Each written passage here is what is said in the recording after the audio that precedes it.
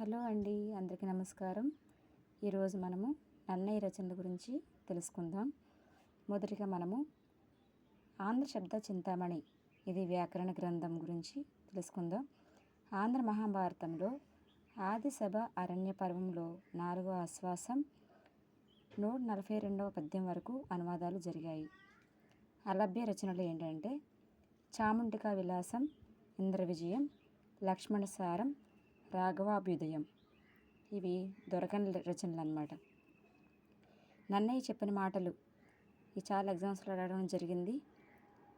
అవేమంటే, నా నేర్పిన విధంబు నిక్కావ్యంబు రచించెదన్, భగవద్గీతంబుగా మహాభారత రచన చేయుదున్, భారత బద్ధ నిరూపితార్థం తెలుగువారికి అందించదన్ అని ఈ వాక్యాలు నన్నయ్య గారు చెప్పిన మాటలు అన్నమాట.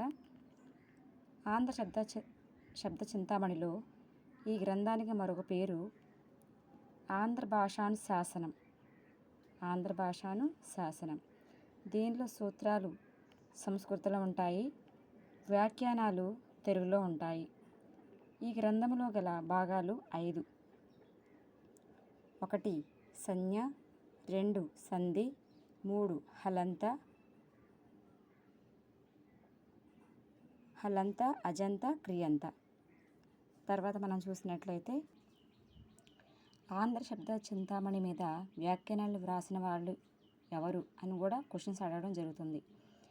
యాలకూచి బాలసరస్వతి, అహోబిల పండితుడు, పరవస్తు చెన్నైసూరి గారు.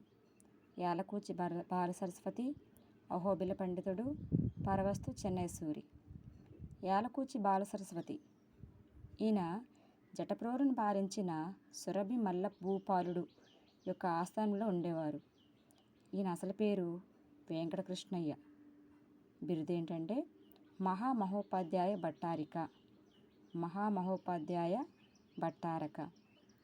ఈయన రచనలు మల్లభూపాలీయం, సుభాషిత త్రిశతి, వామన పురాణం, యాదవ రాఘవ పాండవీయం, తెలుగులో తొలి ద్వర్ది కావ్యం యాదవ రాఘవ పాండవీయం.